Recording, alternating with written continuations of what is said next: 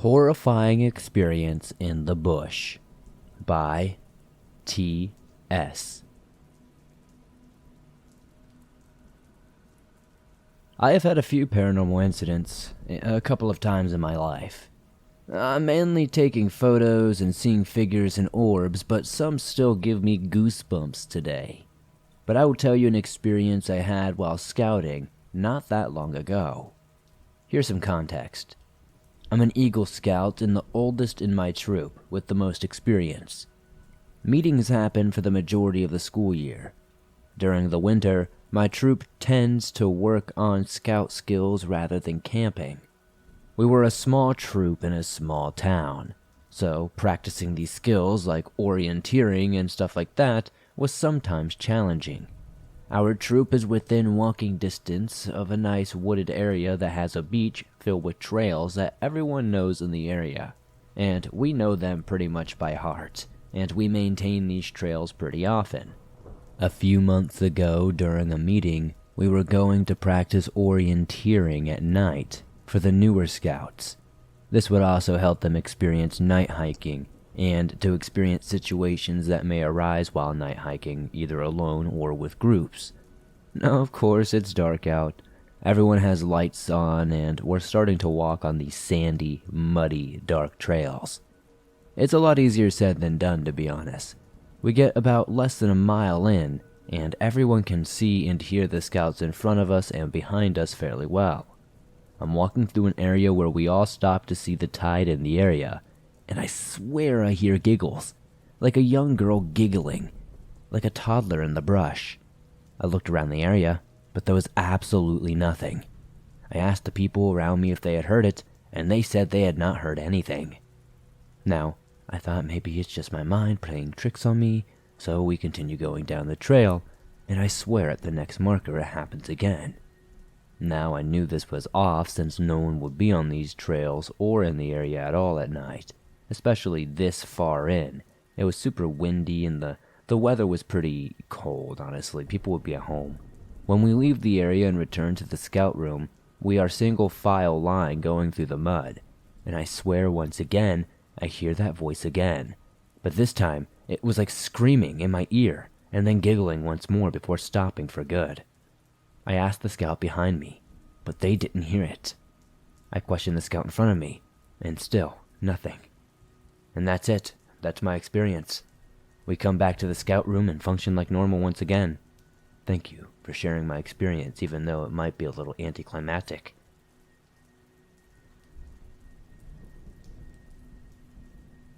A Local Murder by Skeleton Circus. This was in the mid-2000s when I was about 2nd or 3rd grade. I lived in the rural Midwest and attended a decently sized elementary school. For a few weeks, a friend I had chatted with often was absent from school. I was confused and curious about why he hadn't attended school for so many days. Soon I found out from other kids at the school that he was taking time to rest and recover after a very traumatic experience in his family. I'm not really going to reveal names or anything like that. I do not remember the boy's name anyway, and I don't want to disclose any personal information about those whose names I do remember. For easier reading, I will call the boy who was absent Mike. The standard chats and occasional gossip I'd share with friends on the playground and in the cafeteria took a very dark turn once word got out of why Mike was actually absent. One day a friend of mine, let's call him Chad, told us that Mike's mother was murdered. Hearing later from some of the school employees and even my own parents, I found out that the boyfriend of Mike's sister carried out this horrific act. The killer had snuck into the bedroom of his girlfriend's mother's house. He had then stabbed her to death and slit her throat in her sleep. I don't recall the exact details. I was only 9 or 10 at the time, so hearing this was incredibly shocking. However, something like that happening so close to me, even more so, freaked me out for some reason so deeply. I'm not quite sure how reliable this is, but according to Chad, the mother didn't want her daughter's relationship to go sexual until she and her boyfriend were married. She also didn't like them to get married because apparently the boyfriend was kind of not the best guy and was pretty abusive, but those are just rumors. Now apparently, when the girlfriend's mother told him he no longer had her blessing for marriage, he lost it and formulated a plan to kill her. I was absolutely disgusted and disturbed at such a selfish, pathetic, and creepy motive. This so-called man murdered an innocent woman just because he wanted to have sex with her daughter and was delusional enough to believe that she would go along with him after he carried out such a gruesome act. One day, on the way home from school, my mom pointed out that the funeral procession was happening around our neighborhood. It honestly surprised me that it was so close to where we lived. I remember seeing Mike in his black suit and tie with a very sad look. At school, I remember seeing him and being a pretty easygoing, cheerful guy who enjoyed cracking jokes.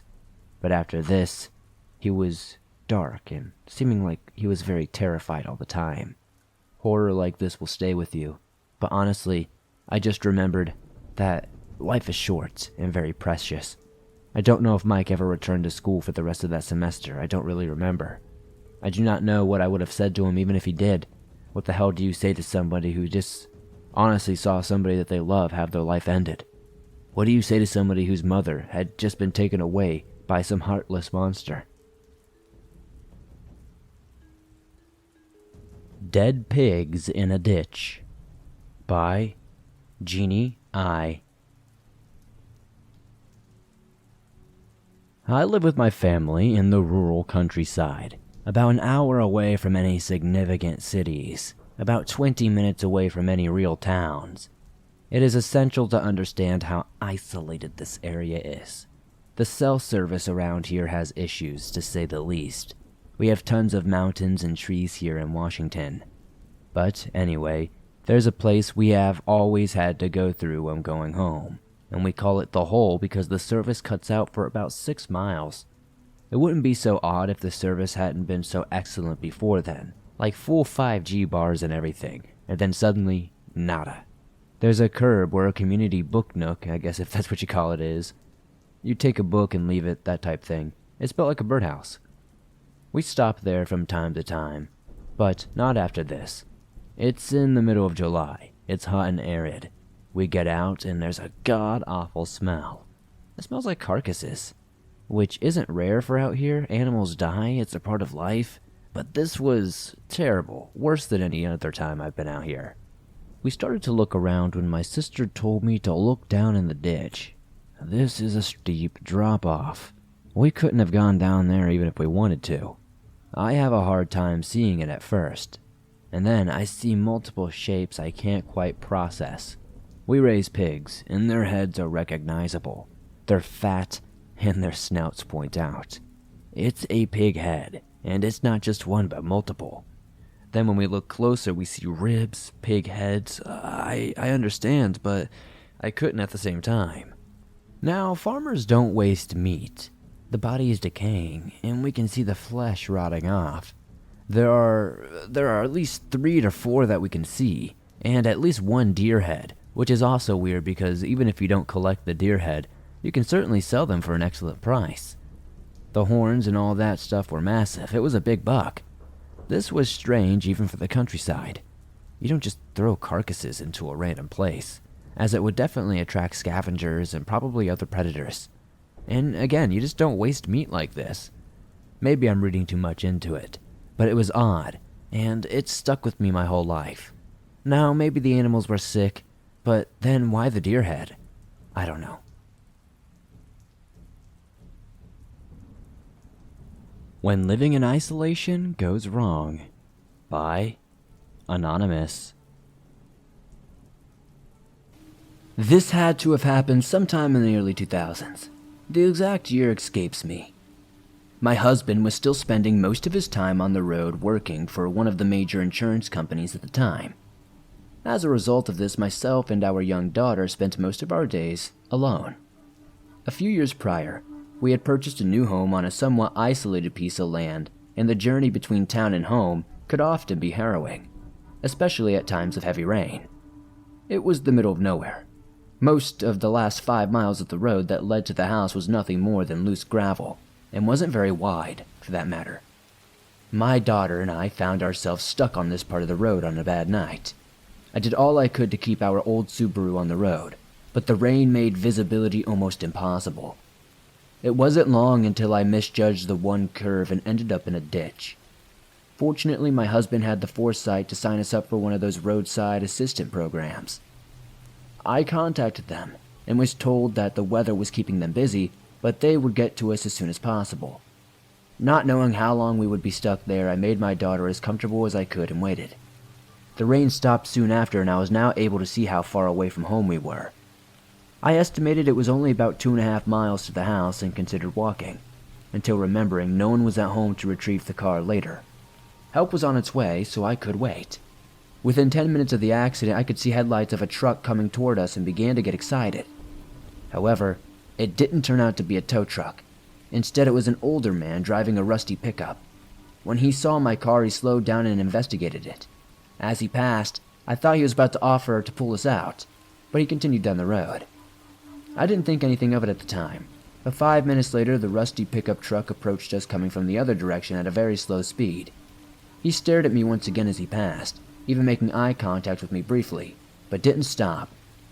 Things were beginning to look odd, but I thought maybe he was lost and turning around to return to the highway. He wasn't obligated to help. Perhaps he thought I was parked instead of stuck. He probably wasn't from around here and just was trying to get home like I was.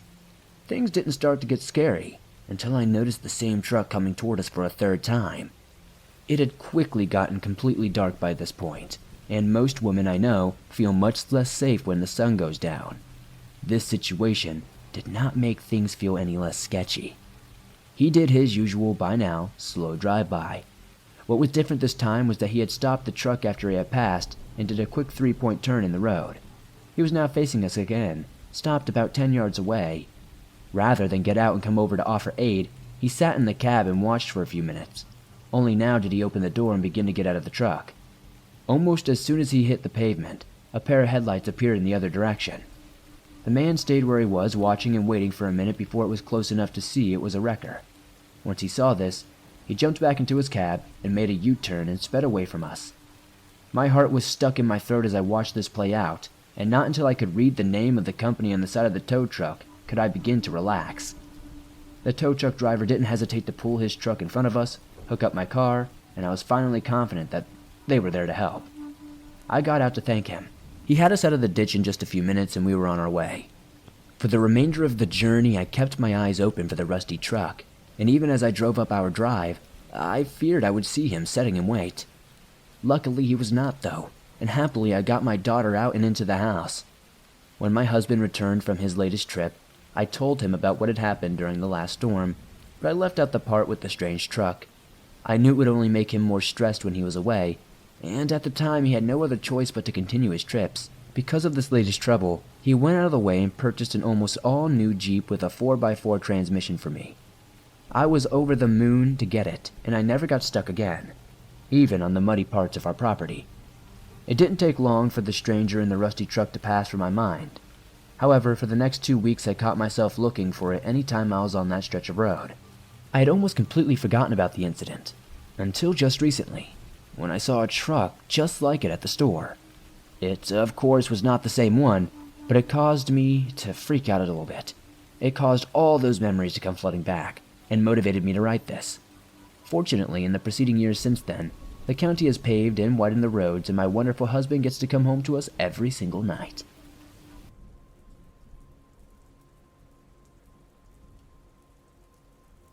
Boone County Blues by Anonymous.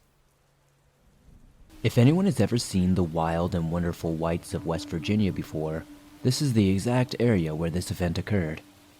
I literally had to drive by their house on the way. Hank Williams III also wrote a song about it called Boone County Blues, which really captures the essence of the depressing, drug-consumed area. I worked as a lab technician for an independent company. I would run an analysis on coal samples to determine the quality. Ash, sulfurs, whatever, things of that nature. Part of the job was driving company pickup trucks to various coal mines, train loadouts, and river docks to draft barges and collect samples. We got a call at around 2 a.m. to go pick up a training sample over in an incredibly remote area in the middle of nowhere. It was a mine, and the mine was miles away from absolutely anything. To get there, I had to drive across a place called Williams Mountain, home of Jesco and all the other whites.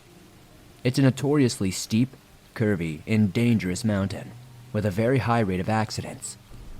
I made it to the mine and collected the sample without incident. After about 15 minutes of driving, I started back up the steep mountain.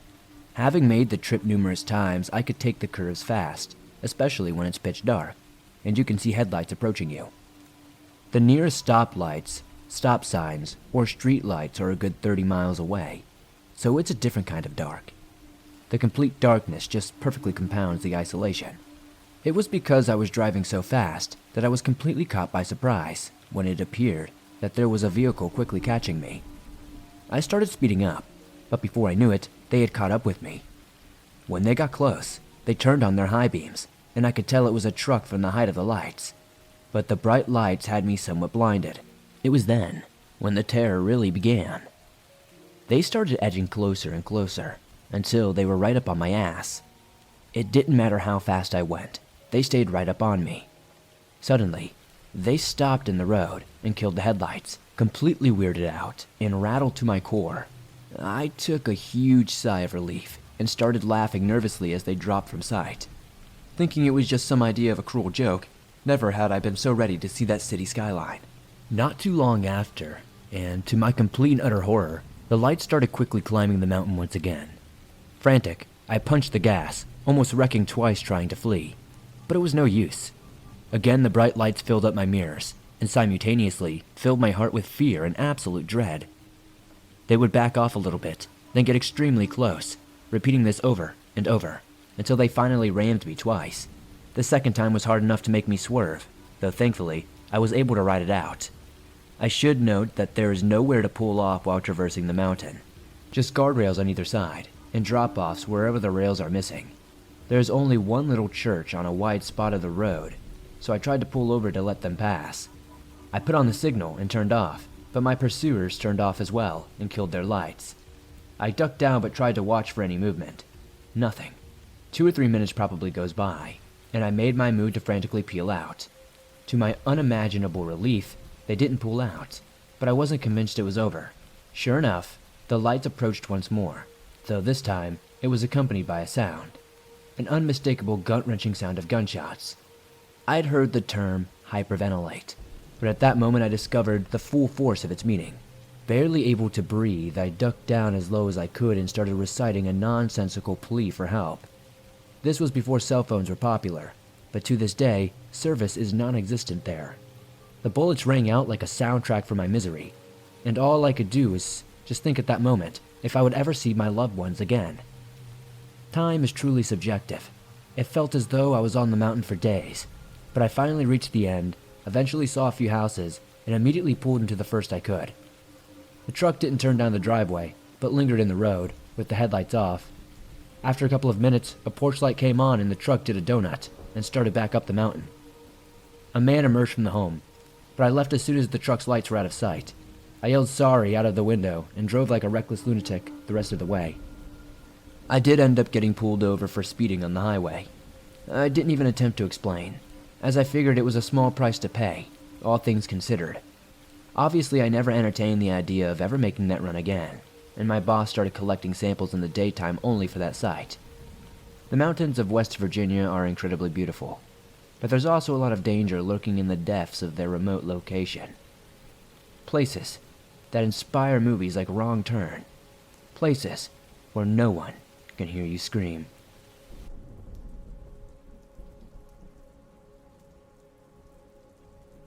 Close Calls While Hitchhiking by Anonymous.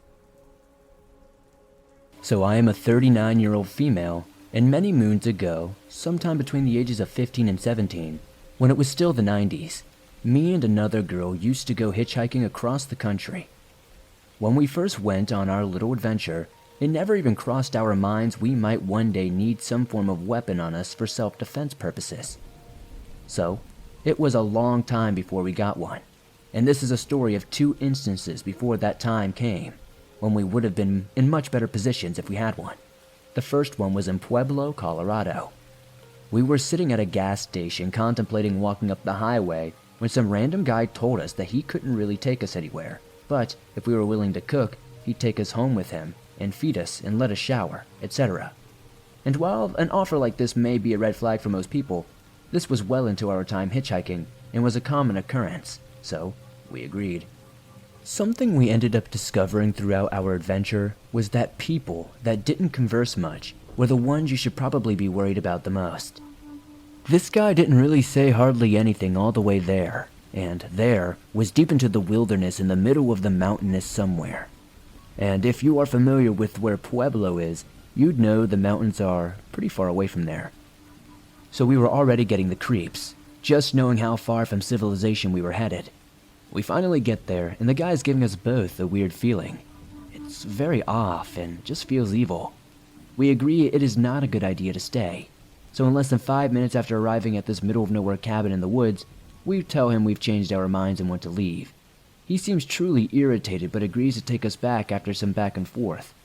By this time, we of course have obviously no clue where we are or which direction is which, and we are both getting worried. And as we venture out into the woods again, we begin discussing with one another the fact that it feels like it's taking a lot longer to get back than it did to get there. And we both begin to wonder if we are actually going back, or if maybe we're going further into the wilderness. And to make it even worse, we have not spotted even one other vehicle passing us or heading the same direction the entire time. So, now, the conversation is going towards what we might be doing, and if he's leading us further into the woods to our demise. We both agree that there is at least 2 of us and only 1 of him, even if we are both beginning to panic and sweat. So, all we can do is pray and wait it out. And although it still is well over 20 years later, it feels like it was twice as long to return than it did to make it there.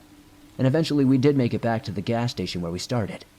He both let us out and we went on our way.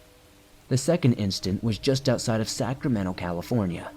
We had been traveling with a big fat trucker that was also no conversationalist. Even as much as we tried prompting him to talk to us, he had little to nothing to say. We had been traveling in his truck for a few hours and we both had fallen asleep, till I was abruptly awakened by my traveling companion. The truck stopped on the side of the highway and my friend was adamant about us exiting the vehicle immediately. I asked her why and what was wrong, and she told me she had been awakened by the trucker feeling her breast in her sleep. She said his exact words were, "After all I've done for you, you can't let me cop a feel?" So we got out of the truck, literally on the side of the highway somewhere in Sacramento, but we walked away unharmed, and almost completely unviolated. And amazingly enough, out of the nearly 3 years of hitchhiking cross-country together, those were the only 2 real times anything really scary happened to us, and it was the best time of my entire life to this day. Be careful when you're out there. There are a lot of bad people, but definitely don't be scared to live your life and have adventures.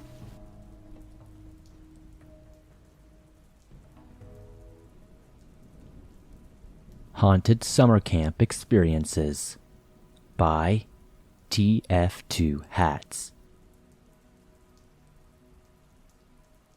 This big Catholic summer camp in the Midwest has been around since the 1930s.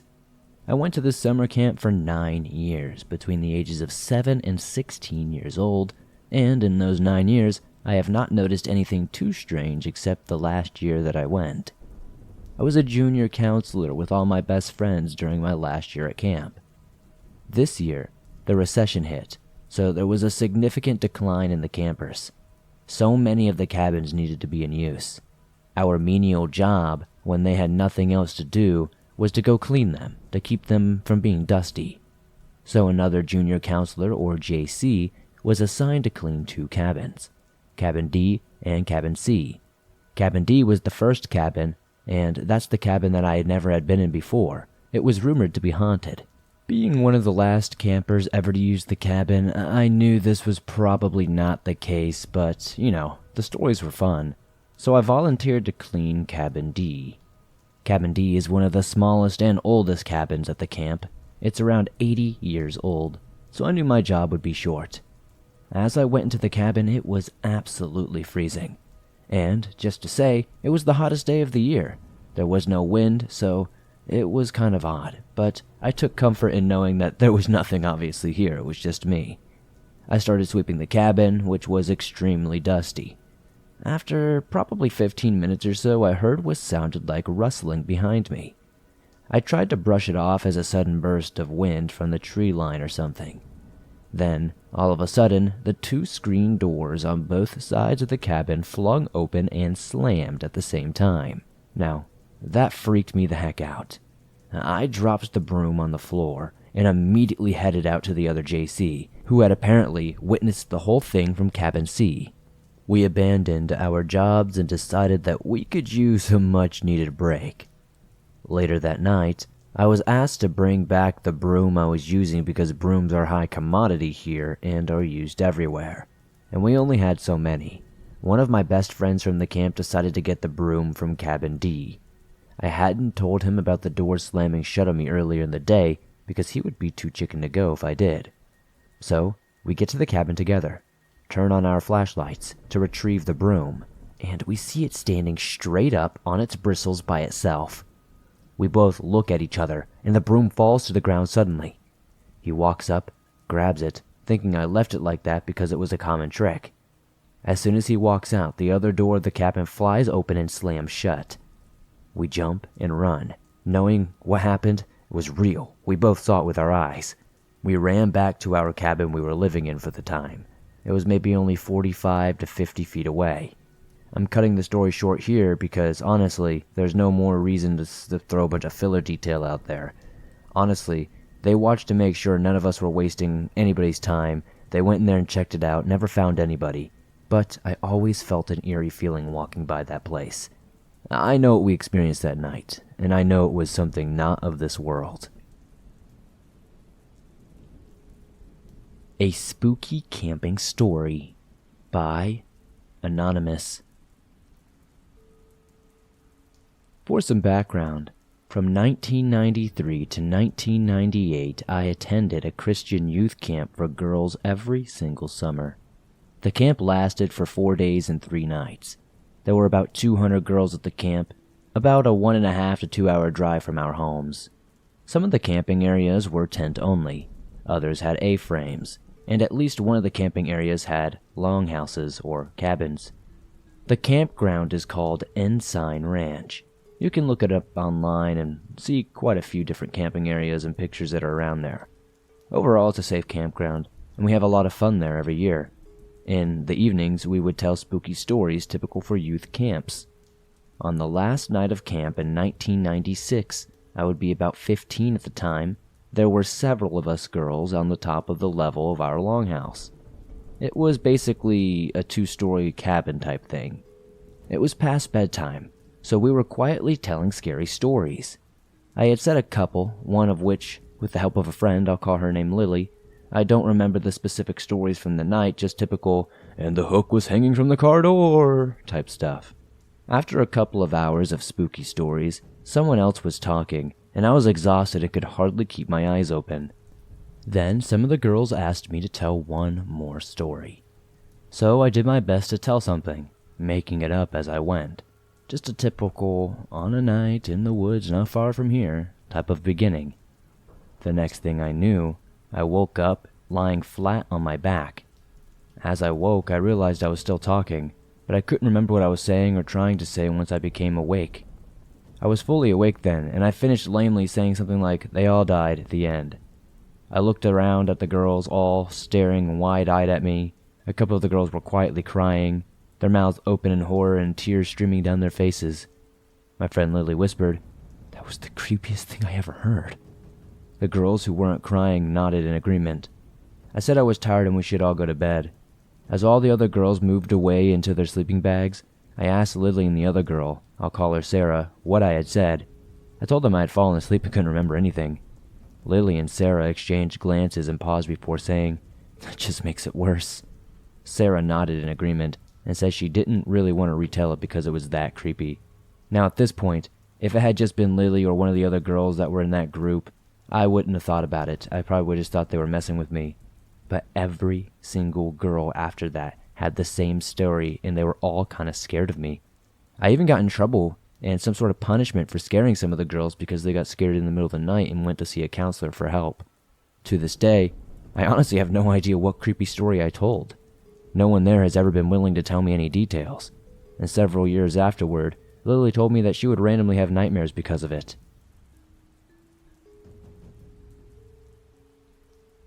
Something Horrifying at Camp by Choriqueso.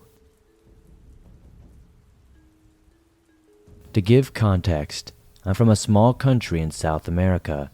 I attended a religious school growing up, and every year you go to this sort of spiritual getaway in a camp situated in an open field next to a small river, in this sort of forested mountain area. It's said that this place is beautiful, but it's always given off a weird vibe, as it's lost in time due to its very old structures and outdatedness. Because of this, the place has been shrouded in mysteries and horror stories. It also doesn't help that the whole town was once burned to the ground in a very gruesome war that almost wiped my country off the map in the 1800s. So here's what happened. It was my last year in the school, our last camp we would ever attend. After a long day, all of my class was tired from hiking the forest next to the camp. So after dinner and a short stay at the campfire, we were all down to go to bed. My class was made chiefly of women. We were very few in men, only 6 including myself, so we had the whole dorm hall. This dorm, which was housing only about 16s at the time, was a long hall full of bunks made for at least 40 or more people. Since we didn't have to share, we all chose top bunks next to each other, 3 on my side including me and 3 on the row facing me. It was about midnight, and we would just be lying there, talking, joking, and laughing in the dark since the lights were out after a couple of minutes. Eventually, we would all kind of fall asleep, and that night was no real different. I woke up at the time, for what I assume was somewhere between 2 and 3 a.m. I raised my head from the sheets to see my best friend in his bunk in front of me, also raising his head. He nodded jokingly to the bunk next to him where another classmate was sleeping. When I turn, I see the silhouette of my classmate just standing, staring at his bed. I kind of laugh and quietly nod to my friend as to play a prank on him. Then before we could act, I see the silhouette crouch and notice that my classmate was already asleep in his bed. Almost at the same time, my friend and I reacted and looked at each other wide-eyed, both of us covering ourselves in our sheets, doing our best to try not to be noticed by whatever or whoever this was. But somehow, we managed to fall asleep. The following day, I went straight to my friend, and before I could finish asking if he saw it, he interrupted with, "Yeah, I saw it," and he told me exactly what he saw. It was the same thing that I just described. We approached this classmate and explained it to him. Of course, he thought we were joking. Both I and my friend remember the events to this day, talking about it every now and then, almost 7, maybe even 8 years after it happened. Stranded While Fishing by I Can't Spell There. I live in South Florida. I am a natural outdoorsy type of person. I like to walk around in the woods in my area, go fishing, do four-wheeling, etc. I tend to go fishing alone despite my parents always telling me not to, and I usually tell them where I'm going. I often go to places in the middle of nowhere, mainly in fields with little ponds and canals to fish in. I can't remember what exact month it was, but it was back when it got dark around 5:30 to 6 p.m. One day, I decided to pack my poles up and go fishing in this field about 30 minutes from my house. But being that I lived in a small town, that could be quite far, to say the least. I was fishing in a spot relatively close to the road near the entrance, and I was gradually making my way down. Mind you, I know this spot very well, so I know how to get in and out of it. It's like a maze of connecting canals and fields. It's 3:30 and I'm catching fish and getting pretty lucky. But as all anglers know, sometimes the bite wears off, and you move to another spot. So I'm moving further from the entrance, and I remember specific landmarks to remember where I'm at, whether it be an old tractor or a rundown building. Remember when I said I know this place reasonably well? Well, I remember parts that I always go to. I probably should have said that at the beginning, but here we are. So I'm getting to an unfamiliar area, but it's still daytime, so I figured I could remember new landmarks to help me when I'm ready to go. At this point, it's about 5:45 and I'm trying one last spot before I leave. But this spot is in the midst of two different fields that I'm not very familiar with. As I'm going to the site, I hear a hissing sound, like it's coming through the fields, but I brush it off, thinking that it's probably just the music that I'm blasting really loud, or maybe the terrain I'm driving on. So I stopped halfway to the spot to stop and fish again real quickly, but didn't get a single bite. I packed my things, so as I got to the car and reversed the car, I heard a strange noise and noticed the tires were hard to turn. I got up and saw my front two tires were completely flat. Mind you, I'm in the middle of nowhere with two flat tires in the woods. Oh, and did I mention that it was now nighttime? I was never afraid to freak out, but I did get worried. I picked my phone up to call my dad, but to no avail. I had no service and I couldn't even get an SOS out. That made my heart stop for a bit because around this area, many bobcats run around these fields. So I just got in the car and began nervously brainstorming on what I should do. I couldn't drive anywhere because of my tires or call anyone. So I'm looking around the car. Sometimes my dad would use my tire pump and would leave it in my trunk. So on my last glimmer of hope, I checked the box, and Lord behold, my tire was in the chest. And what made it even better is that it was USB powered, meaning I didn't have to plug it into an outlet. So I hooked everything up and started pumping the tires, which took quite some time, probably about an hour. Once they were finally fully pumped, I checked to see what caused the flat. I couldn't see anything. However, I did hear the hissing sound that I had heard earlier. I learned that the hissing sound was the sound of my tire losing air. Thankfully, it was a slow leak, so my tire would retain the air just long enough for me to make it home. Now, the only problem is I didn't know where I was, so I was moving around as people did back in the day, carrying your phone around in the air hoping to get a signal, and eventually I did. As soon as I did, I Google mapped my way to find the entrance, and from there I remembered where I was and how to get home. I also forgot to mention that I never told anybody about this. I didn't tell my parents that I was going here this day. It's not something I would normally do, but, I made a mistake this time. So I think what I really learned was always carry a tire pump in your car and always tell someone where you are, because I don't know how my tires were popped. I don't know if somebody stabbed them. I don't know if I ran over something on my way in, but it was definitely a scary situation, and I'm just glad I kept a level head and figured out a way to get home.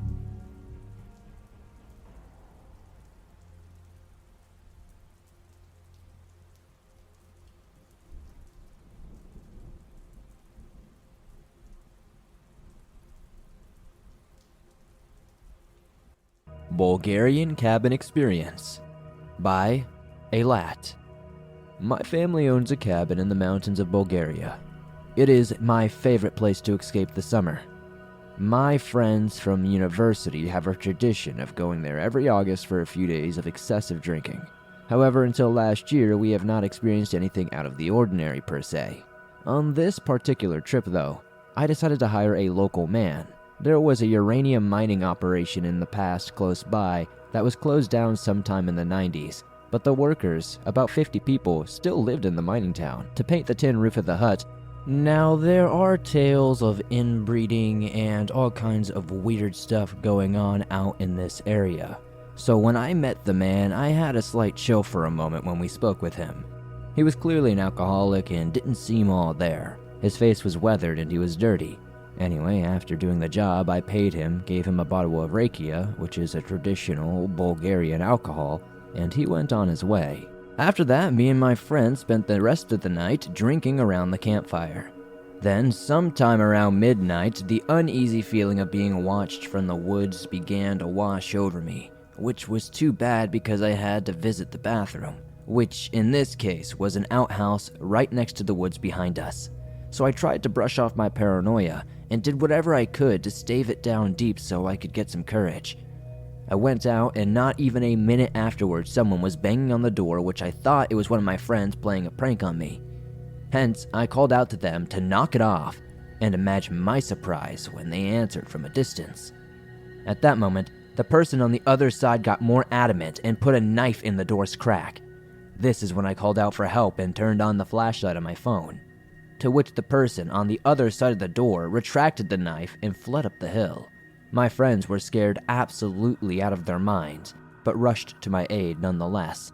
Sadly, the perpetrator had fled before they got to me.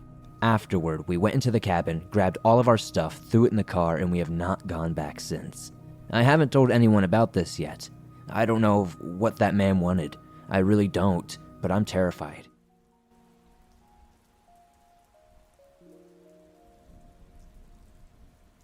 I used to go to the mountains every year, multiple times if fate would allow it. There's something so peaceful about feeling isolated from the rest of the world. I don't have to look down at my phone and worry about bills or keeping up with my friends. For a brief window of time, it's just me and what the world has created.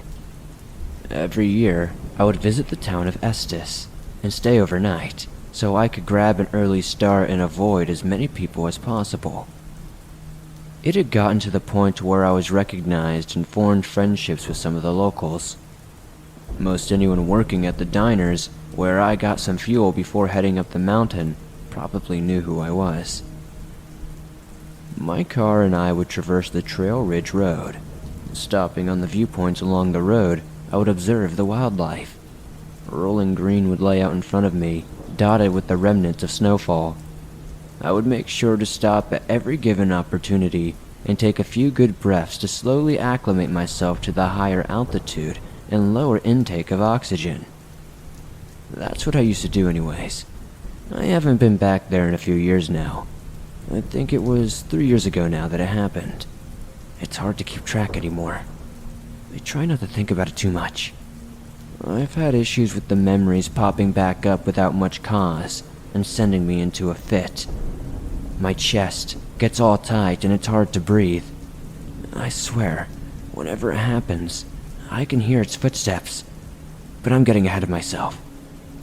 My therapist that I started seeing following the event told me it might be a good idea to get it out, write it on paper, or tell people my story. So that's what this is. I have no idea if something like this will help, but at this point I'll try anything. I'd love to finish telling my story and be able to get an uninterrupted night's sleep. So, 3 years ago, like I said, if I ever got the opportunity I would go back multiple times in a year, and as fate had it, that was such a year. I had a decent chunk of vacation time saved up at work, so I decided to take an extra holiday for myself. Everything went about as you'd expect. It was warmer than normal, as I try to go in the colder months usually. I got into town the same as always. I booked nearly the same room in the same hotel as the last time I visited and threw my stuff into the hotel room. Before heading to bed, I made sure to plot out my intended traveling so I could show someone where I was planning to go. I had been there so many times, and as beautiful as everything was, I liked to try and go off the beaten path when I could. In the event something happened to me, I wanted people to know where I was. That's exactly what I did the next morning. I was greeted by the workers at the local diner and made sure to show them the map, telling them when I expected to return. With enough fuel to get me through most of the day, I headed out. The first place I wanted to go was a decent drive up Trail Ridge Road, Lulu City, a place I was surprised that I'd never gotten around to visiting. Pulling onto the side of the road, I sat at the shoulder looking at the elevation between me and the town. A town that had diminished into a small portion of the horizon. Turning the car off and locking it, I was pleasantly surprised to find myself alone on the trail. The fewer people that were around me, the more connected to the environment I could feel. It's like when you watch a movie in the theater. You're so much more immersed when it's quiet. Just a few chattering conversations can taint the entire experience. They say with hindsight, it's much easier to see the red flags. When I think back though, it's hard for me to tell where my first sign to turn back really was. You'll hear a lot of sounds walking through the forest, and sounds travel pretty far, so it's hard to say what's unusual and what isn't. Even if you've heard something hundreds of times, it can sound alien. I remember as I was walking the trail, I heard what sounded like several booms from a distant thunder. The noise happened in rapid succession, like the beating of drums, though the weather hadn't called for such noises. At the time, I thought it could have just been the snapping of a nearby tree and the resulting noise of it was smacking into the ground. I ignored it and continued on my path, feeling the mountain air fill my lungs surrounded by trees, all by myself. There was the occasional skittering of wildlife. I even came across a large print in the middle of the trail. I assumed it to be a bear, as black bears have been spotted near the trail. It's a nearly 4-mile hike, which isn't all that bad as the elevation didn't climb too much. Around 2 hours after I had initially set out, I found myself looking at the old sign for Lulu City, an old mining town that had been abandoned in the 1800s. I walked slowly through the place. There were old cabins around the area and various plots of land that once served as foundations for more homes. It was incredible to sit in a ghost town, nestled near the Rocky Mountains. It was almost as if the place had pushed them out. From the little research I had done, it seemed like the profit margin for the silver they were mining just wasn't enough to justify the town. Though, knowing what I know now, I can't help but wonder if something else was at play all those years ago. I looked around for a while at the large open area where the town used to sit. There were around 40 cabins at the town's prime. All that remained were the remnants of 3, a few building sites, and a sign for the town. Citing the population was at 200 people. I sat down for a moment, leaning my back against a tree, looking at the area surrounding me, pouring some water down my throat. I watched the tree line.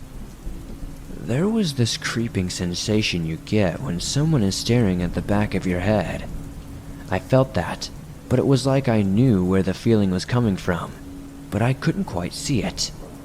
As I was focused on an area of trees where the paranoia was stemming from, I noticed a shadow moving. I had thought at first it was just a dark area where the sun had difficulty getting through. As the shadow shifted, however, it was revealed there was just a dark mass blocking my view. My initial reaction was to just assume the figure was a black bear or an elk, but it was hard to convince myself of that, as the shadow reached far too high off the ground. Either way, I just sat and watched. I wasn't about to call any attention to myself, especially if my initial reaction was correct. I had bear mace and the likes, but if I could avoid using it, I would rather do that. With the shadow retreating into the woods, I stood slowly from my spot and decided to exit Lulu. As I turned around, I heard a familiar cracking of trees. This time, however, the sound continued for a good minute or two. It was as if the drums of war had been rung and a warning was shooting through the mountain. I wondered if anyone on the other trails were able to hear the noise, as it was so loud that it made me cover my own ears. As I started retreating from the noise, it stopped, and as I reached the exit to Lulu City, I saw a shadow once more. This time it was much closer to me. I was able to make out more about it. Part of its dark structure being the antlers atop its head. They weren't the same, jagged and pointy antlers that decorated the indigenous elk around Rocky Mountain. They were more solid, resembling that of a moose's. They were much larger than any pair I'd seen before, though. Large enough to shovel the snow out of the driveway in one go. I backed up a bit, hearing the foliage bending and cracking under my footsteps. I honestly did not know how to approach the situation, because I did not know what I was looking at. The thing was still shaded by the trees, and I couldn't make out its body structure other than it being massive. I wonder how something of that size was able to move so quickly through the trees. Then I caught a glimpse of the eyes it was using to watch me. It was only when shreds of light reflected off of them. The first 2 shimmering orbs appeared from under its antlers, and then to my shock, another set of lights, fainter than the ones above them, appeared. It was uncanny. Looking at something with such a familiar shape, yet I couldn't decipher what the thing was, or what it wanted from me. I didn't want to keep staring, in case it took direct eye contact as a threat. Averting my gaze, I listened to the creature stumbling around before the commotion caused by their movements dissipated into the foreground. With the noise of that thing distant, I turned back and saw no sight of the thing. I decided it was best to leave the area quickly and quietly. I thought the thing might consider Lulu City its territory and was giving me a stern warning. I started walking back, ready for the easy hike. Watching the dirt path at my feet, I came across a fresh footprint. It was massive. Putting my foot into it revealed that my foot didn't even make up half the size of one of its toes. The thing was massive and heavy. I didn't want to call my trip short, so as I walked the trail back to my car, I thought of just going to the next spot ahead of schedule. I always try to end my visits by looking out over Bear Lake. It's just so pristine, it's hard to ignore. I kept my eyes on the trees the whole time, making sure that some hulking shadow wasn't lurking. Before I knew it, I was exiting the trail and climbing into my car. With a hum, and the vehicle sprang back to life. It wasn't too long before I had gotten to as far as my car would take me before I had to stop and walk the rest of the way. Surprisingly, once again I found myself alone. There were a few other cars where I parked, but once I got to the lake, I didn't see anyone else on the trails. It felt like everyone had been scared off. Bear Lake is normally a pretty popular spot for people visiting. I had the feeling like I was missing something, like everyone else got a memo that I didn't. I sat for a while on a large boulder by the side of the lake, watching the winds ripple small patterns over the smooth surface of the water. It wasn't often you could go there and not hear the howling of screaming children and their parents, so I intended to soak as much of it in as I could. As I sat there, I could see the line of trees on the other side of the lake. The tops of them created an ocean of green that only surrendered to the peaks behind them. I watched that ocean of green sway like a hurricane was sweeping through them. The treetops moved and buckled as I heard familiar smacking noises begin to get louder. The realization dawning on me that whatever I had seen before wasn't warning me. It had been following me and continued to do so as I left the site. I had driven there though. I thought it would be impossible for that thing to be able to have made it here so quickly. With the shifting of the treetops getting closer, I slowly rose to my feet when I saw something eject from the top of the trees. It hung in the air for a moment before crashing down into the lake before me.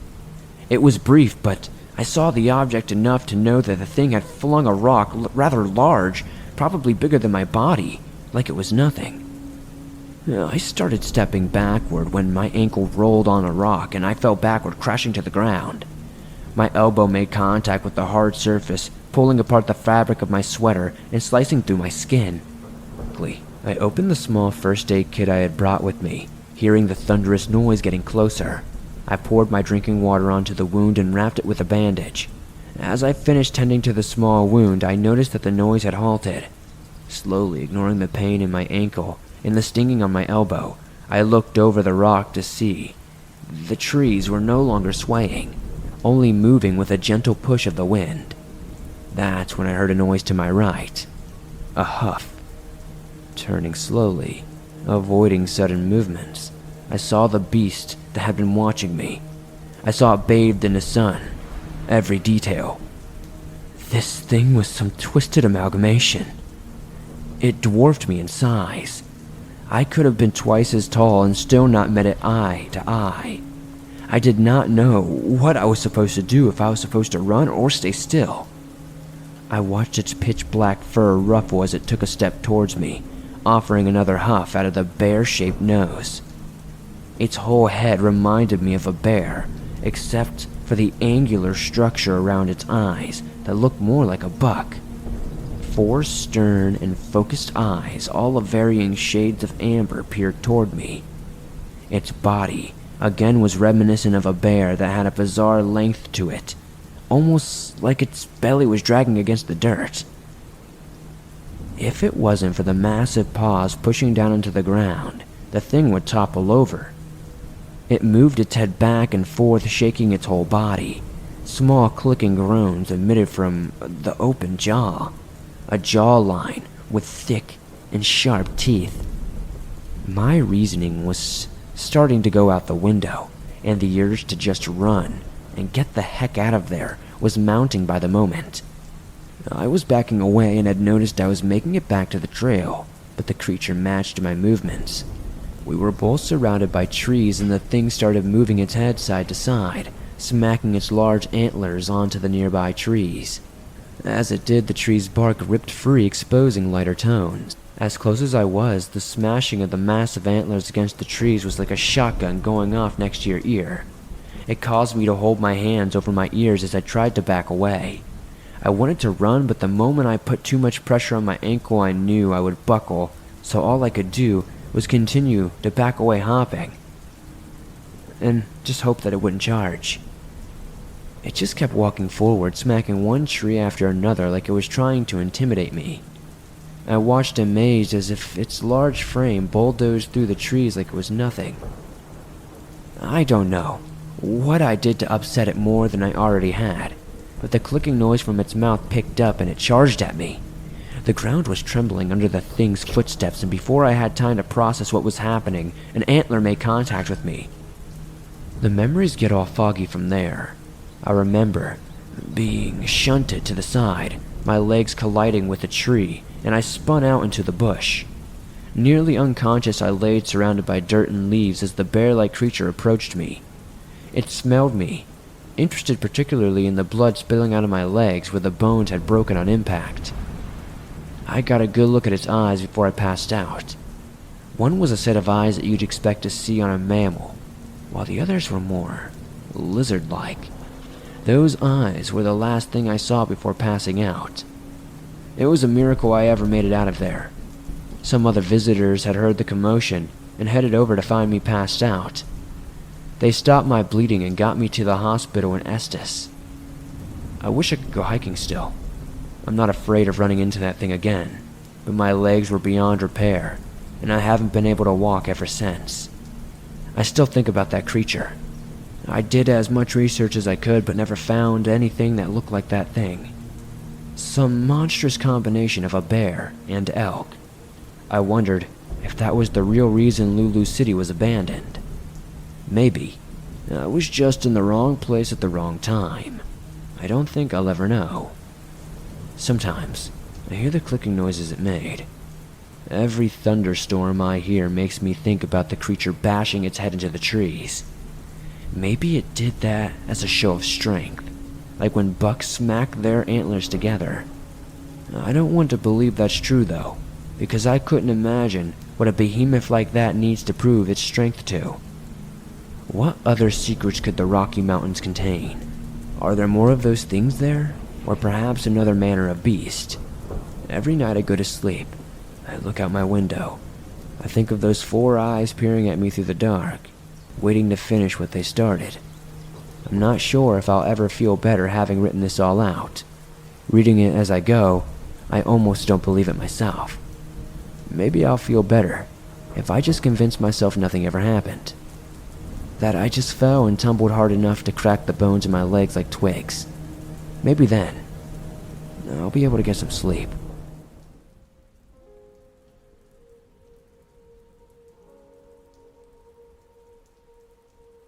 Strange Happenings in the Wood by Gaunt Chart. Many people who hear this story may find what I'm about to tell them hard to believe. Call it fact, call it fiction, call it an overreaction to normal stimuli.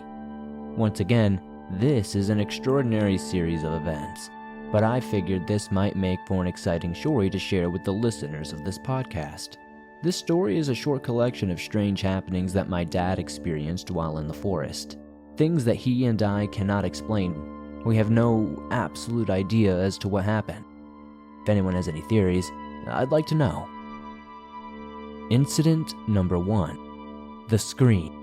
To start, let's discuss the first strange occurrence my dad had. This one happened to him in the 70s when he was a kid living in Astoria, Oregon. Now, to people reading this, you're probably wondering what Astoria is like. Well, have you ever seen The Goonies or Kindergarten Cop? That town where the movie's filmed in? Thick Oregon forest bordering the Columbia River and the Pacific Ocean, surrounding the city everywhere. That's basically Astoria. My dad grew up in that town for years and had one strange occurrence happen to him with his friend which I'll call Eddie. Eddie and my dad were hooligans, constantly getting up to shenanigans, trying to do things like ride the empty boxcars on trains, only to find that the trains were speeding up, and by the time it slows down, they have an 8-mile walk ahead of them. They were partners in crime and were best friends because of it. One particular night, my dad and Eddie decided to go camping in a patch of forest near Astoria, not too far from the town, but still a decent distance away from civilization. They didn't have many camping supplies: old blankets, a pack of hot dogs, a thermos full of Kool-Aid, and a lighter. That's about it. However, Eddie decided to bring his Manx cat, Gremlin, to keep them company. So my dad and Eddie walked into the forest to set up camp. They built a fire, and soon they laughed at each other, telling stories and generally having conversation that 70s kids would have. It had been getting late and the darkness began to descend upon them. According to my dad, nights in Oregon differ from your usual nights. The thick pines and forest vegetation, it all adds a thick black wall of nothingness surrounding you in all directions. The only light they had that night was the glow of the fire. While my dad and Eddie were conversing, Gremlin was acting weird. Gremlin was motionless, staring directly off in one of the directions, his ears focused on something beyond the group's line of sight. All the while, my dad and Eddie heard footsteps around them, from the soft crunching of leaves and that general feeling humans have when they're being watched. These were all dead giveaways that the three were not alone. Suddenly, there was screaming off in the trees. The kind of scream my dad has never heard before and never wants to hear again. The type of scream that no known animal makes in Astoria. The kind of scream that immediately triggers your fight or flight response. The sort of scream that, according to my dad, reverberated through his body like a gong. At that moment, Gremlin jumped into the darkness and began running. My dad and Eddie were freaked out and immediately decided to get out. And so my dad and Eddie started to run through the dark, thick forest and searching for any sign of civilization. Searching for a way out. Eventually, my dad and Eddie returned to Eddie's house where the police and Eddie's parents were standing outside. Soon, the grown-ups began questioning my dad and Eddie, asking what all the racket was. As it turned out, many people had heard the screaming and reported the incident to the police. My dad and Eddie honestly had no idea how to explain this to the officers, and they told them that it wasn't them making the noise. At first, the grown-ups stood there in disbelief. After all, it's that old horror movie cliche. Some ghost or monster appears to a group of kids and the adults don't believe the kids. And at first, it seemed like my dad and Eddie were in some trouble until everyone started hearing the screams again, coming from the forest. Those same dreadful screams. At that moment, grown-ups realized that my dad and Eddie were telling the truth. My dad and Eddie never had an experience like that again in Astoria. They just continued living their lives as they usually did after that incident, becoming teenagers, attending parties, graduating, and then going to college. They never found Gremlin. Whatever happened to him will always be a mystery to my dad and Eddie. Maybe Gremlin got lost in the woods and became a feral cat. Perhaps someone found Gremlin and adopted him. Or maybe, just maybe, something got him. Either way, Gremlin was never seen again. Incident 2. The Hooting. Years later, my dad and Grandpa decided to leave Astoria and move to Wisconsin. How do I describe Wisconsin? Well, geographically it's boring.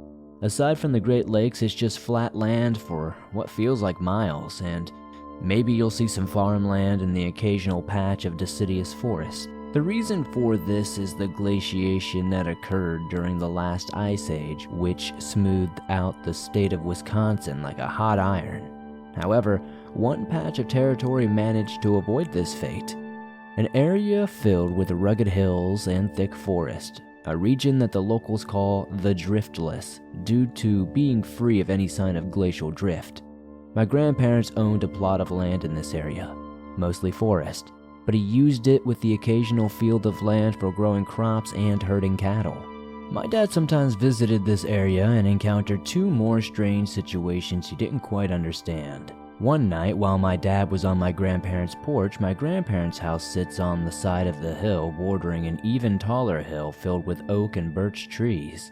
He began hearing some strange hooting in the forest atop the higher hills next to the house. It almost sounded similar to coyotes, except it was slightly off. According to my dad, it didn't quite sound like coyotes. As mentioned before, my dad grew up near forested areas and told me he knew what coyotes sounded like. He told me these were no coyotes. It sounded like something impersonating them, and judging by multiple cries, there were numerous of them. My dad decided to play along. He began imitating the sounds, only to hear the moans grow louder and angrier. Whatever made those sounds was suddenly pissed off at my dad, and it wanted to clarify that he was not welcome there. My dad chuckled softly and decided, okay, I had my fill for tonight, and went back inside. And so my dad began sleeping in the guest bedroom. He was sleeping peacefully late that night when suddenly he heard a loud bang emanating from the house. And my dad tells me that this was a huge thump that he heard that woke him up immediately. Like something took a massive club and smacked the walls of the house from the outside. Now my dad was freaked out. What had made that sound? Was it related to the hooting? At first my dad thought the bang would be the result from a ghost, but nowadays he's not so sure. Fast forward to hunting season out in the driftless. The trees have barely any leaves left. The tall grass is starting to turn brown and curl down. My cousin and uncle were hunting in the woods that year and managed to shoot 3 deer in a clearing not too far from my grandparents' house. My dad saw the 3 deer and thought they managed to catch a good catch, so they decided to return to the barn and grab a tractor and trailer to transport the newly killed deer. By the time they returned to the clearing, they had seen one of the deer had gone missing. So the 3 of them were like, what the hell? What happened to one of the deer? So after packing 2 deer into the trailer, my dad, cousin, and uncle began searching the nearby forest for the deer carcass. Eventually, they found the deer, a few hundred yards from where it originally was. But that's not the creepy part. The weird part is that whatever found this deer had the strength to drag it and rip off one of its legs and clean out the socket. They didn't chew it off. They didn't claw it off. Whatever this thing was just grabbed the leg and tore it clean off. For this one, I've looked up what it could be. I'd imagine a coyote or a wolf not being that strong. My mind immediately thought of a black bear or maybe some sort of other bear that could potentially live in the area. However, according to the DNR, black bears are very rare in the region my grandparents' farm is in, which is Richland County. So, while it's not plausible, it is possible. I think it's unlikely that it was a black bear though. Plus, if it was a black bear, why didn't the bear grab its fill from the carcass and then leave when the humans approached like it normally would? Like, why would it drag it off, rip off an arm, and then dip out, you know? Even if you want to argue that the bear smelled the people nearby and decided to take the corpse somewhere else, why did it just take the leg when the people came and found it? I just don't get it. Then again, there were no signs of bite marks, claw marks, or anything else, so it makes me wonder what could have actually have done this. So that leaves me with a quandary about all of these events. I don't know what could explain these events, and my dad still holds on to the fact that he doesn't know how to describe them. So it's a fun mystery and a good story to tell around the campfire.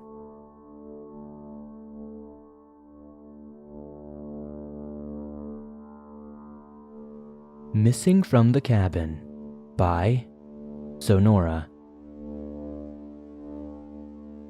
One 4th of July weekend in 2011, a buddy of mine, who we'll refer to as Todd, ended up in a precarious situation. What follows is the story as he told it to me. It was supposed to be a fun weekend up into the hills and into the woods. Todd and his friend Troy had a joint cabin they owned. Troy was to introduce Todd to a girl he also invited over. So naturally, Todd was looking forward to some devious fun for themselves downstairs for some alone time. Unfortunately, shortly after Todd and his date disappeared downstairs, Troy decided to go out for a little while. A while later, as Todd and his date were, getting into it, Troy returned to his cabin with some company. Upon hearing foreign voices upstairs, Todd went upstairs to see who was there. To Todd's dismay, he found that Troy had brought someone who he disliked, a guy named Ace. For the sake of this story, seeing Ace, Todd got angry and an argument ensued between Todd and Troy while poor Ace stood there awkwardly near the doorway. Cue Troy's girlfriend entered, only to stand next to Ace with a bewildered expression on her face. Todd had initially rushed upstairs in his boxers thinking that it was just guys that had arrived, so he and Troy quickly went downstairs to argue further. As Todd and Troy's argument diminished, Troy decided that he, his girlfriend, and Ace would go night swimming at a nearby creek for a little while just to cool off. For whatever reason, Troy threw on Todd's shorts to swim in, which had Todd's keys, wallet, and smoke in the pockets. Unfortunately, Troy and his company had already been gone for a few minutes before Todd realized what had happened. So Todd and his date continued downstairs until Troy, Ace, and Troy's girlfriend returned to the cabin. As Todd heard them returning, he went upstairs to confront Troy, fuming. Todd demanded his shorts back while yelling about his stuff in the pockets during Troy's swim. As the two argued back and forth, Troy's girlfriend, Todd's date, and Ace tried to blend in with the wallpaper. Todd demanded that Troy give him his shorts back right then and there. Troy informed him that he would not be stripping down in front of everyone. That was when Ace cut in to have Troy's back, making the argument even worse, unfortunately. But Ace knew Todd had quite a reputation for fighting and not losing, so he jumped into the argument to prove himself to Troy. Finally, after a bit of arguing, Troy and his girlfriend left in Todd's shorts again. Ace stayed behind, though for some reason, maybe because Troy had gone out with his backpack full of personal and essential items. Eventually, Todd and his date went back downstairs to go back at it. Of course, Ace stayed upstairs and kept company with Todd's pit bull. They all expected Troy and his girlfriend to return that night, at least for his backpack. But when everyone woke up the following day, they realized that Troy and his girlfriend had not returned to the cabin. Everyone was quite puzzled about that. They wondered what Troy was up to, but since Troy had left his cell phone in his backpack, they had all just hung out around the cabin and waited for him. The second night came with no word from Troy or his girlfriend. They really started to worry when they got up on the third day and there was still no sign of Troy. Alarm bells were going off for the trio. Todd decided to try calling Troy's girlfriend again like he had the previous day when her phone was switched off. That day it finally rang and she picked up. Fear crept in her voice when she realized that Troy was not back at the cabin like she assumed he would have been. So she and Todd agreed to call around and see if they could track Troy down. But no one had heard from Troy at all. Next, a panicking Todd called a few friends up the isolated... Next, a panicking Todd called a few friends up to the isolated cabin to help search the nearby woods for Troy. There was not a single trace of Troy. Todd decided to call Troy's girlfriend and have her report Troy missing, so she did just that, but when asked about Troy's last known whereabouts, she gave an honest answer. She told them that Troy was last seen at his cabin having a heated argument with Todd. The problem was that Todd had a well-known reputation for fighting and not generally losing. At this point in the following events, Troy had been missing for 3 days, so he was declared lost, but apparently they decided they should take it seriously. The following morning, Todd, his date, and Ace were fast asleep only to be startled to hear both the front door kicked in and people running in, all around the roof everywhere. The SWAT teams had flooded in, subduing the trio inside. At one point, one of the SWAT officers said, "I will shoot you and I will shoot that f***ing dog." Upon hearing that, Ace suddenly popped his face up from the floor, exclaiming, "Why are you going to shoot the dog? Don't shoot the dog." Of course, the dog did not get hurt at all. What came next was the trio getting questioned by a couple of detectives portraying in the usual good cop, bad cop scenario like you see in the movies. Unfortunately for Todd, though, he was the last person seen with Troy and they were arguing. Couple that with Todd's reputation for fighting, making Todd the number one and only suspect in Troy's disappearance. It also didn't help that the detectives had found some clothing left by the hot tub and some of the dresses had drops of blood on them, though Todd insisted that he didn't even know whose clothes they were. Search and rescue came in next to comb the surrounding woods and for any clues as to where Troy's whereabouts could be. They searched for hours while Todd, Ace, and Todd's date were still being questioned heavily, but they focused mainly on Todd. After a couple of hours of interrogation, Todd finally got irritated and insisted that since Troy had been missing for 3 days, he could either be dead or alive. Still, they should be focusing their efforts on finding Troy. Oblivious to Todd and company was the fact that search and rescue had located Troy deep in the woods, an hour away from his cabin. Troy had passed out on a large rock, naked, just hours away from his demise. The next thing that Todd, his date, and Ace, and detectives heard was the sound of the search and rescue helicopter's chopper blades cutting through the air and getting closer to the cabin. As they peered at the door, they saw them approaching with Troy suspended in a blue diaper-like thing from it. The helicopter was looking for a safe place to lower Troy enough for the emergency ground personnel to reach him. As the smoke cleared, the whole situation became a bit more understandable a couple of days later. Todd was informed about the facts leading up to Troy's disappearance. Troy and his girlfriend left the cabin the night he vanished to cool off after the argument with a nice walk in the woods surrounding the house. But before they went for their walk, Troy's girlfriend stole his debit card. Shortly after setting out on their walk, Troy and his girlfriend got into an argument. They separated after that, and Troy's girlfriend ended up walking back to the main road, where she'd call for a ride, leaving Troy in the woods assuming he'd find its way back to the cabin. So basically, Troy's girlfriend turned her phone off for the next couple of days to avoid Troy's angry phone calls about his debit card while she partied the whole time. When she did finally turn her phone back on, she received Todd's concerned call about Troy. She was shocked to learn that Troy had been missing for the last few days. Troy ended up being relatively okay considering the circumstances. Todd moved out of state shortly after, which dissolved the friendship. As far as Ace, Todd's date, and Troy's girlfriend, well, they're in the wind. I'm almost positive, though, that none of the people involved in this story will ever be able to forget the events that took place over that fateful 3 days at the cabin.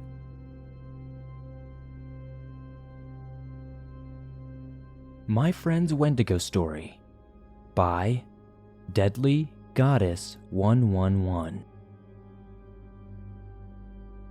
This story isn't mine but my good friend's, and I've never seen her this shaken while telling me a story before. She is the most genuine and open person I know, so I believed every word when she told me the story. I don't want to use her real name, so I will call her Jen. Jen and I like to talk about pretty much anything and everything when we reconnect, but one thing we love to talk about is spirits and the supernatural. I'm Native American, so stories about skinwalkers or similar mystical beings aren't alien to me. I even have my own stories. Jen likes to go to open fields on nights with full moons. We've done it together a few times, and it's like a uniquely surreal experience. But one night she went with a different friend that we will call Jessica. She and Jessica went to an open field and started walking through it. But this was different than other nights. Jen felt off. She thought she was hearing twigs snap behind her.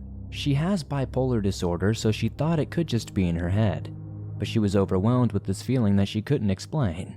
She just felt on edge and felt like she was being watched in every direction. They continued to walk, stopping in the middle of the field. Jen starts looking around, and if you have ever been in the middle of the woods with a full moon out, you know how it can just light up absolutely anything that isn't covered in trees. She saw something and she bolted, not saying a word. She left Jessica behind, but Jessica was quick to react and followed behind. They got into the car, Jen locks the doors, and she rips out of there. Jen was hysterical, crying and yelling, Did you see that? Over and over to Jessica. Jessica didn't see a thing, but she felt the same way Jen did when she heard a sound that she does not know how to explain. Jen says she saw something that shook her to her core. As she was looking around, she heard a branch snap and look over.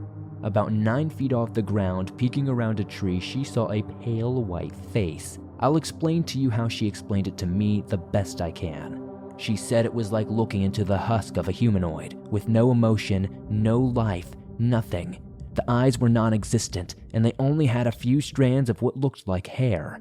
She couldn't see if it had a mouth, but she said where the mouth was supposed to be, there was a red stain, which she believed to be blood. As she told me this story, she trembled and even cried. I've never ever seen her that way, and I trust her with my whole being. So I trust every word she says. I had to comfort and calm her down after she told me this. She still sees that face in her dreams sometimes. I hope she recovers from this experience, but it'll stick with you forever when you experience something so traumatic. I have a lot of stories to tell, and many of my friends have opened up to me about theirs. So maybe there will be more to come if you guys enjoyed this one.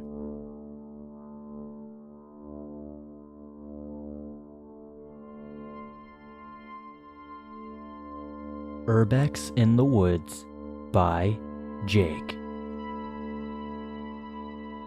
Before I begin this story, I want to say that this story is 100% true and occurred about 9 months ago. My friends and I used to love urban exploring in high school. We had gone to many places in or around our town and were somewhat experienced at this point. We decided to revisit this abandoned mental asylum on this cold, wintry night. This place was huge and very remote for apparent reasons. When I say it was huge, I mean it was the size of a small college campus in the middle of the woods. So my 4 friends and I arrived at this asylum around midnight. It was freezing this night, so we planned on staying inside as much as possible. Not that that would really help with all the busted windows. We started our journey across the campus to check out some of the buildings we missed the last time we had visited. For some background, most buildings were eradicated, windows smashed, and everything inside was trashed and graffitied. However, a few buildings still had windows, which meant they were probably staying more warm inside. So we explored 2 significant school-like buildings, and it was relatively uneventful. We cracked jokes, took pictures and videos, and had fun overall. This was when we decided to explore one of the smaller 2-story buildings. This building was completely overgrown but was mostly intact. All the windows were present except for one with a sound-size hole in the glass.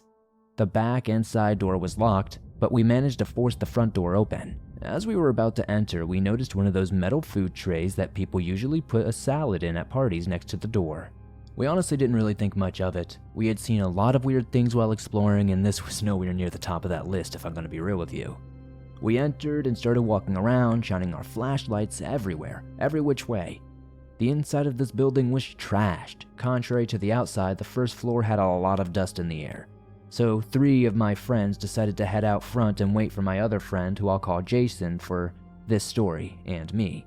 After finding nothing extraordinary in the basement or the first floor, we headed upstairs. As we turned to head up the stairs, we noticed the stairs were clogged with chairs and furniture, making it incredibly challenging to maneuver our way up. This should have been another red flag. But of course, we're too naive. Like, why would an area be blocked off if it wasn't for a good reason? We checked out a couple of office-type rooms and found some astounding paperwork and stuff that had been left behind. One room was gone when we reached to the end of the side of the hall. This door was closed, which was not unusual, so we tried the handle. It was locked. We tried option 2, which was to kick, but nothing. Last, we tried to body the door open, and it just wouldn't move. We said screw it and went to check on the other side of the second floor, but we heard the door creak open as we turned to walk. We turned and looked to confirm, but it was not open far enough to see anything more than the pitch black room inside. We pause for a second, and as we stand there confused, the door flings open. We see movement, obviously a person in dark clothing. We both turn and sprint to the stairs, jumping about 10 to 12 steps over the mountain of trash on the stairs. Our friends, in sight of the stairs at the front door, see us do this, slightly confused for a second, but quickly picked up on what was happening. We all ran the probable mile back to the car, absolutely freezing our asses off. Once we got to the car, we warmed up and explained what had happened to our friends. We determined it was probably a homeless person taking shelter in that building since it was somewhat warm compared to the 20 degrees outside. Nevertheless, still a scary experience because we have no idea what that person's intentions were when they flung that door open on us. We don't think they chased us, but they were not catching us, as we were all high school athletes and we were high on adrenaline. We have gone back since, but have not gone near that particular building. I want to stress that when exploring urban areas, watch for signs of people living in places, as you never know how they might react.